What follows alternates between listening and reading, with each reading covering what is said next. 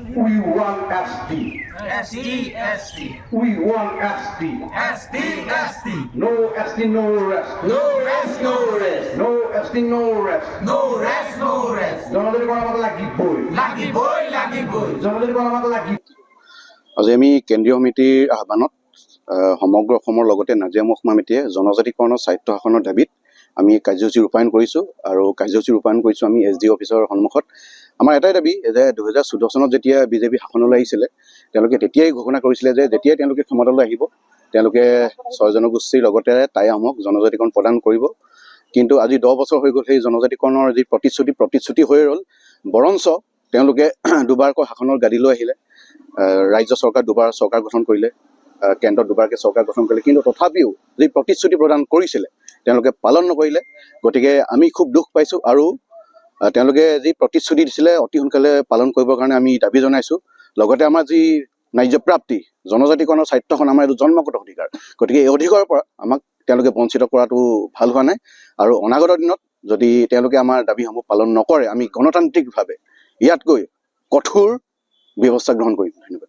আন্দোলনৰ ওপৰত আপোনালোকৰ স্থিতিকৰ প্ৰতিবাদী কাৰ্য হয়, একচুৱেলি আজি আমাৰ টাই আহোম যুৱ পৰিষদ অসমৰ কেন্দ্ৰীয় সমিতিৰ নিৰ্দেশ মৰ্মে আমি অসমৰ সমগ্ৰ প্ৰত্যেকখন আমি জিলাৰে আমাৰ যিমান মহকুমা সমিতি জিলা সমিতি আছে প্ৰত্যেকটো জেগাতে আমি আজি চিটন ডেমনষ্ট্ৰেশ্যন আমাৰ যি অৱস্থান ধৰ্মঘট এই অৱস্থান আমি ধৰ্মঘট আমি পালন কৰিছোঁ।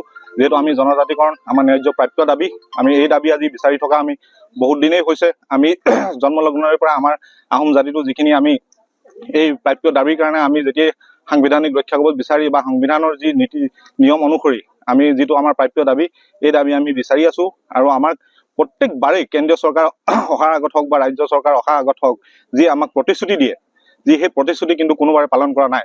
14 চনৰ লোকসভা নিৰ্বাচনৰ আগেও আমাক সেই প্ৰতিশ্ৰুতি প্ৰদান কৰিছিলে। আকৌ একেই কথা আমাক 19তো আমাক প্ৰদান কৰা হৈছে। এতিয়া আকৌ 24ৰ পুনৰ ইলেকশ্যন আহিছে, কিন্তু আমাক বাৰে বাৰে প্ৰতাৰণা কৰি থকা হৈছে। এই প্ৰতাৰণা আমাৰ আৰু কিন্তু চৰম সীমা আমাৰ চেৰাই গৈছে। আৰু ইয়াতকৈ আমি অতি সোনকালে আমি আৰু তীব্ৰ আমি গণতান্ত্ৰিক পদ্ধতিৰে আমি জংগী আন্দোলন আমি ব্যৱস্থা কৰিব লাগিব।